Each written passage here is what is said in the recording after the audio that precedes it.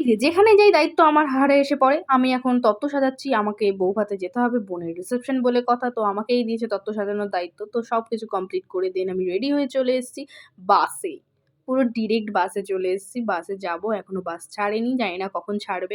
Already সবাই চলে এসছে। বাট কিছু একটা রিচুয়ালস থাকে তারপরে বাস নাকি ছাড়ে। ওইজন্য ওয়েট করছিল। ৫টা বাজতে ১০ মিনিট বাকি। আমরা এখন বাসে উঠেছি। জানি না কখন গিয়ে পৌঁছাবো। তো দেখা যাক কখন গিয়ে পৌঁছাই। তারপর তোমাদের সাথে দেখা হচ্ছে। আমার সুন্দরী বোন আর বোনের পাশে বসেছিল বোনের ফ্রেন্ড আর আমি এদিকে বোরিং হচ্ছিলাম বলে আমি রিলস বানিয়ে নিচ্ছিলাম। তো রিলসটা ইনস্টাগ্রামে আছে রীতি মোয়া রীতিতে দেখে নিও। আর এইদিকে বাসের যে লাইটিং গুলো ছিল সেগুলো জ্বালিয়ে দেওয়া হয়েছে আর খুব গান হচ্ছিল। সবাই খুব মজা করে আনন্দ করে আমরা যাচ্ছিলাম বউ ভাতে। তো এদিকে বোন খুব নাচানাচি করছিল, আমাকেও বলছিল, বাট আমার শরীরটা অসুস্থ হয়ে গেছিল কারণ সেই বাস ছেড়েছে 5:30 নাগাদ। তো এখন বাজে 9:30, 10টা বাজে। তো এই জাস্ট আমরা এসে পৌঁছালাম 10টা বাজে। এখন আমরা নামলাম বাস থেকে। মনে হচ্ছে দীঘা ঘুরতে এসেছি। বউ হাতে না এসে মনে হচ্ছে দীঘা ঘুরতে এসেছি। সবেরা নিতে এসছে আমাদেরকে। আমরা সব বাস থেকে নামলাম। এখন সব নামছে। আর হ্যাঁ, বোনের বাড়িতে এতক্ষণ কেনই লাগলো? বোনের বিয়ে হয়েছে বোলপুর টু বাঁকুড়া। তো টাইম তো লাগবে, 5-6 ঘন্টা লেগে গেছে। জানি না বাসে একটু টাইম লেগেছে। তো এই যে আলটিমেটলি চলে এসেছি বোনের অনেকটাই কাছাকাছি। তো যাচ্ছি আস্তে আস্তে। এত ভিড় আর ওদিকে ফটো সেশন হচ্ছিল ফ্যামিলির সাথে। আর এতটাই রাত হয়ে গেছিলো যে সবাই চলে গেছে, বাট আমরাই গিয়ে দেখি আমরাই রয়েছি। যাই হোক, তো প্যান্ডেলটা খুব সুন্দর হয়েছিল। আর এই যে বোন কিছু কথা বলবে, শুনে নাও। আগের দিনে সাজটা অনেক সুন্দর ছিল। এটা আমার দিদি। শুনতেই পারলে বোনের বিয়ের দিনকে আমিই সাজিয়েছিলাম, কিন্তু ও কোনো রিভিউ দিতে পারিনি। খুব তাড়াহুড়োর মধ্যে ছিল। তো ওর খুব পছন্দ হয়েছিল আমার সাজানোটা। আর এদিকে ওর ফটো সেশন হচ্ছে আর সবাই বসে বসে দেখছিল। এই যে আমার মা, এদিকে ভাই আর এই যে মামা, আমরা সবাই। আমি যেভাবে সেজে গেছিলাম উল্টো পাল্টা হয়ে গেছে। আর এদিকে এসেই দেখি সবাই নাচ শুরু করে দিয়েছে। তো আমি আর নাচ দেখে আর কন্ট্রোল করতে পারলাম না। এদিকে আমিও শুরু করে দিয়েছি নাচ। বোনের রিসেপশন বলে কথা, দিদি হয়ে যদি একটু নাই নাচ করলাম তাহলে কি আর হলো? আর এই যে মামা, যাকে দেখেছো বিয়েতে নাচ করতে, সে আমার সাথে আবারও বউ ভাতে। আর আমরা কিন্তু ফাটিয়ে নেচেছি, কোনো কথাই হবে না। এক কথায় মানে আমরা খুব এনজয় করেছি বোনের রিসেপশনে। মামা ভাগ্নির নাচিয়ে ফাটিয়ে দিয়েছি। আর এখানেও ও মামা ভাগ্নিদের সাথে আবারও নাচ করছে। আমি একটু ভিডিও করেছিলাম, দেন ওখান থেকে চলে আসলাম। খুব খিদে পেয়ে গেছে। এটা ছিল ভেজিটেবিল চপ, ফ্রাইড রাইস আর চিকেন, অনেক কিছু ছিল, বাট ভিডিও করা হয়নি। দেন ওখান থেকে সোজা চলে এসেছি। আর আমার করুণ অবস্থা, এখন রাত বাজে 2টো।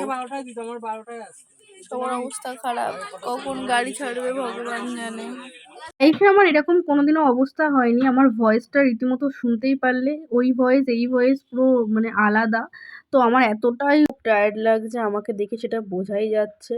মানে পুরো পাগল পাগল লাগছে। দেখো তোমরা, বাসে কেউ নেই, মানে হাফ লোক আছে আর হাফ লোক বিয়ে বাড়ি ঘুমাচ্ছে। মানে কি বলবো, আমার এত কষ্ট হচ্ছে। আমার ভাই মাথার কাছে দাঁড়িয়ে রয়েছে, ওরও ভালো লাগছে না। আর আমার মনে হচ্ছিল ভাই কেন আসলাম বউ ভাতে, কারণ ওই সিচুয়েশনে দাঁড়িয়ে তখন আমার ওটাই মনে হচ্ছিল। আর এদিকে এরা দুটো ঘুমিয়ে পড়েছে আর 2:05 বেজে গেছে অলরেডি। গাড়ি ছাড়তে নাকি এখনো 1 ঘন্টা বাকি। কি অন্ধকার, ঘুটঘুটে অন্ধকার, চারিদিকে কিচ্ছু নেই, শুধু বাসটাই মনে হচ্ছে ফাঁকা মাঠের মধ্যে এরকম দাঁড়িয়ে রয়েছে। আর আমার মনে হচ্ছে ভাই কেন আসলাম আমি? মানে এরকম কষ্ট না লাইফে কোনোদিনও পাইনি। সেই বিকেল 5টায় বেরিয়ে রাত 3টের সময় যদি গাড়ি ছাড়ে, আর সেখানে পুরো একটা দিন। খুব টায়ার্ড লাগছিল আর ভিডিও করতে পারিনি। ভোর 5টায় বাড়ি ঢুকেছি। তারপরে এসে এখানে সকালবেলা দেখো কুলগুলো কি হারে পড়ছে। কুলগুলো এত মিষ্টি আর ওখানকার কুলগুলো বালি বালি কুল, খুব ভালো খেতে। এই কুলটা আমি জাস্ট খাবো। দেখো তোমরা, তোদের এখানে তো কুলের অভাব নেই।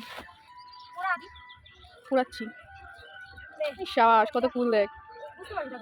বোঝা যাচ্ছে না কিন্তু, তুই বল। উঁচু নিচু এত কুল পড়েছে, বোঝা যাচ্ছে না।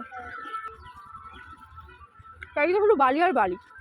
ঠিক কি আবার করেছি মানে আমরা 3জন মিলে, দেখ মনে হচ্ছিল যে এতগুলো ফুল তুলেছি, কি প্লাস্টিক ফুল হয়ে গেছে। তো আমরা ভাবতেই পারিনি। তারপরে চলে এসেছি আর একটা মাসির বাড়িতে। এই মাসির বাড়িতে আমাদের আজকে ইনভাইট ছিল খাওয়া দাওয়া রাত্রে। তো আমরা দেখতে চলেছিলাম যে ওরা কি করছে। এসে দেখি এখানে রান্নার তোড়জোড় শুরু হয়ে গেছে। আর এইখানে এটা হচ্ছে মাসি বাড়ি। আমাদেরকে পিঠি খাওয়াচ্ছে জামাইবুর টাকা দিয়ে। গেট ধরেছে ও, টাকা পেলো 2000 আমাদের, এরকম তাতেই খুশি আমরা। আর এদিকে ভাইয়ের রোলটা ভাজছিল। আর মাসিদের বাড়ির অপোজিটেই রোলের দোকানটা। তো ওরা আমাকে রোলটা দিয়ে আমার সাথে গল্প করতে, করতে আমরা খাচ্ছিলাম। এটা সন্ধ্যাবেলায় রোল খাচ্ছিলাম। রোলটা খুব ভালো ছিল। আর রোল খাওয়া-দাওয়া কমপ্লিট করে খেয়ে দেন সোজা চলে এসেছি মাসির বাড়িতে। মাসির বাড়ির সব উঠোনে বস্তা পেতে দিয়েছে সবার খাওয়ার জন্য। সবাই ফোনের লাইট জ্বালিয়ে খাচ্ছে। এদিকে আমিও বসে পড়েছি। আমার আজকে খাবারটা পুরো উল্টোপাল্টা হয়ে গেছে। ১ হাতা ভাত, ১ টা রুটি। কিচ্ছু করার নেই। দিয়ে ফেলেছে। এখন সেইভাবে আমাকে খেতে হবে। আমি কিন্তু রুটি চেয়েছিলাম। আরেকজন এসে আমার পাতে ভাত দিয়ে দিয়েছিল, ওই যে বেগুন ভাজা। দেন পরের দিন সকালে আমরা বাড়ি যাবো। টাটা সব্বাইকে। তো আমরা ট্রেনে উঠে পড়েছি। এই যে আমাদের সিট, সিটে বসেও পড়েছি।